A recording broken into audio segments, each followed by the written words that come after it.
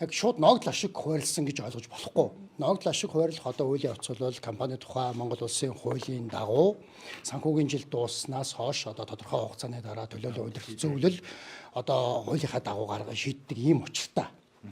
За ногдол ашиг хуваарлах хэсгээ эхэлж шийдээд хэдэн төгрөг хуваарлах вэ гэдгээ одоо ингээд дараа нь шийдэж явдаг ийм учиртай байдаг.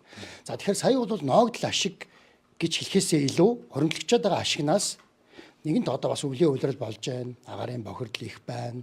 Бас одоо энэ хувьцаа эзэмшиж байгаа ард иргэдийнхээ амьдрал авах үед нэмэр болох үүднээс урьдчилгаа байдлаар хэдэн төгрөг олгоод явъя гэсэн ийм шийдвэр гаргасан юм. Тэгэхээр энийг яах вэ гэхээр санхүүгийн одоо энэ жил маань дуусаад санхүүгийн тайлан гараад ирэхээр бид нар одоо холбогдох бичлэлтийг хийгээд хувьцаа эзэмшигчтэй ногдол ашиг олгоно гэсэн одоо энэ шийдвэр гаргаад ирэхээр энэ олгосон мөнгө одоо тодорхой бид нар тодорхой дүн зааж гаргана шүү дээ. Тэгэхээр энээсээ бол саяхан одоо энэ нэг ч хувьцаанд оногдож байгаа 126 төгрөгөө суутгад тооцох байдлаар эмчилтүүдийг хийгээд ингээд явах учиртай.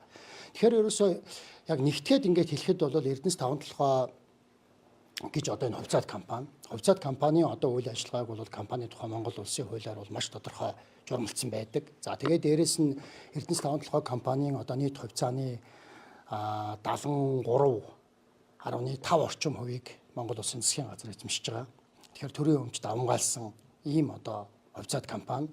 Тэгэхээр энэ компанийн шийдвэр бол одоо Монгол улсын хууль, за тэр дундаа компани тухай Монгол улсын хууль, төрийн болон орон нутгийн өмчийн тухай хууль, эдгээр хуульд одоо нийцэж гарсан холбогдох одоо дүрм журмуудын хүрээнд явдгаа гэдгийг бас хэлье.